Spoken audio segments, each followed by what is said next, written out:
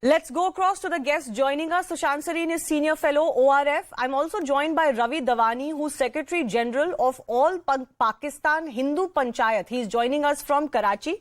Ravi, how are you looking at this case and the attacks and the discussion that was also held in Pakistan amongst the politicians, that all of this seems to be a response to the Seema Haider case in India? Do you feel the same? Thanks for taking some points from the Pakistan. At the moment, this is the true story that the very fear has been became into the Hindu community regarding the Seema case. But this is the first time that the Hindu woman, Muslim girl went to the across the border, and she has been converted, and within the love effect, either with the PUBG game, whatever the situation there.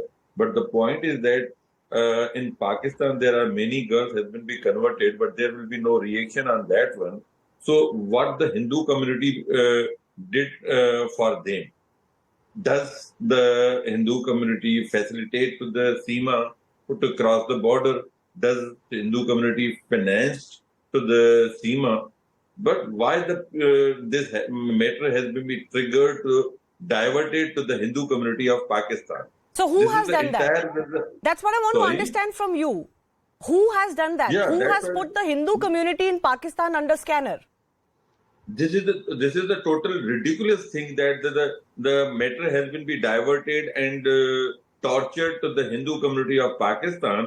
That will be nothing will be affiliated with the Seema. And the first time in the history of the 72-73 years that the Ducats came across the media and they can threaten in the Hindu community, and there are so many videos has been viral for the Ducats, and even though the Ducats also only for the ransom and they for the whatever the community is paying, they have no concern with the religion.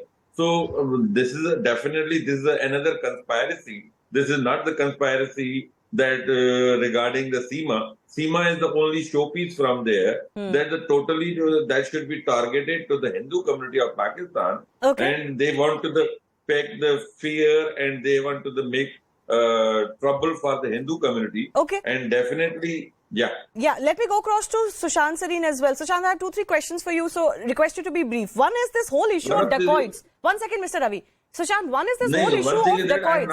I'm not seeing anyone in the screen, so only my screen are black. Okay. Only my picture is coming. That if you can share the screen, I'll request our producers to make sure that can be done. But in the meantime, Sushant, isn't it so symptomatic of what things are in Pakistan that there are these quote-unquote dacoits who are using the Seema case to threaten the Hindu community in Pakistan, and even their ministers are having to appeal to quote-unquote these dacoits to not do so? Yeah, it tells you a lot about the state of affairs in that country, where ministers have to actually not they feel compelled that they feel compelled that they cannot use the power of the state, but have to appeal to the good sense of dacoits and criminals for succor. And I think it tells you a lot about the state of the Hindu community in Pakistan. And the same Pakistan and the same province, the leader of the party which is ruling over that province prances around the world, talks about and gives speeches on tolerance and brotherhood and peace and what have you. But in his own backyard, under his own watch, there is a large community of Hindus which is being persecuted on a daily basis, which is being bludgeoned, which is being all kinds of indignities are being heaped on them. But that dynast feels that he can roam around the world and pretend that he's an extremely enlightened man. But it tells you a lot that when a minister has to plead with the dacoits and not order the police to take action, and the army keeps a hands-off approach, and dacoits feel that they can do virtue signaling by, putting on this robe of holy warriors, and targeting a powerless community like the Hindus, which is in any case a persecuted community in Pakistan. Yes. They can do it and they can get away with it. Yes, and just the whole fact that the Seema Haider case is being used against the Hindu community, as Ravi Dawani is talking about, that in itself is quite, hilarious. But it is not funny because it's actually dangerous for the already persecuted Hindu minority in Pakistan. So, Raviji, I want to understand from you, what is it that you would like to happen from the government in Pakistan, given everything that has happened? And there has been this temple attack as well, which the Hindu community feels has happened as a response to this Seema case. आप क्या चाहेंगे क्या पाकिस्तान की सरकार से? Actually, I just want to introduce that the since government has also taken some actions behind that one, because they have deployed the police to the approximately 400 police men has been deployed to the temples to secure the conditions. And police and with the armed forces, they are continuously in touch with them, and they are trying to hook up them. And within a few days, definitely some paramilitary forces will be take an operation on that one. So the situation is not nowadays, that definitely is not good for Hindu, but the things are very productive in a few days. And regarding the temple attack, yes, definitely, because their video has been already came in the market, and the Ducat has claimed that they have fired the rocket launcher and the thing. So for this one, that the next day the police has been investigated and they came on the situation. The basic thing is that what scenario has been observed. Approximately 30-35 people has been kidnapped from that area, but that not belong to the whole from the Hindu community. Almost 70% are Muslim community. But the point is that the targeting is that these people are poor people. So these are why they have kidnapped them. So the point is, the trigger point is that they only want to make the panic. They want to create something is there, because now the government of Pakistan has been got the IMF funding, and now this is coming on the track. So might be some making the conspiracy to making in Pakistan in a troubled position.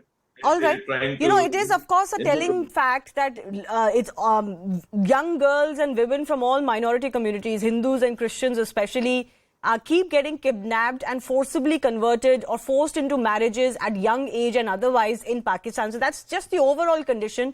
And then something like this Seema Haider case happens, and then there is more misery piled on to the minorities. But finally, Sushant, I also want to understand from you overall. One second, sir. Sir, 1 second, please. Sir, 1 second. Okay. Sushant, I also want to understand from you overall the apprehensions over the Seema Haider case. Are people blowing it out of proportion that this woman came from Pakistan and managed to enter India, or do you think this is indeed a security concern for India? Shivani, there are two issues involved. One is a legal issue. She has come into this country illegally without proper documentation. Had she got a visa and then she had come out here, got married and then applied in a legal process, many of these things might not have happened. But in this particular case, she has come in illegally, and there are very serious questions which are being asked about how she has managed to come into India. Now, it might not be so difficult also if you have the money, but then where does she get the money from? But I think it is in the fitness of things if the investigating agencies do try and figure out whether there is something much more sinister, or is it just a case of, two people meeting online, falling in love, a woman already in a very unhappy marriage, the husband being a bit of a brute, like most Pakistani men are anyways, and wanting to escape and, comes into India and is willing to, adopt the, the customs and the practices of her new family. Yes. Now, it could very much be that, but I think the investigating agencies would be remiss if they did not actually go into the antecedents. Plus, it cannot become a precedent, because tomorrow you might have many more cases like this happening. Where do you draw the line? At what point do you say that the law does not matter anymore? I get your point. But can I ask you a quick follow-up? Do you really believe that there could be a terror angle involved here, that her that she could be a sleeper cell or something like that? I don't know. I'll be very honest with you. There is no way I can say whether she is not. There are certain things, at least some of the stuff which is coming out seems a little out of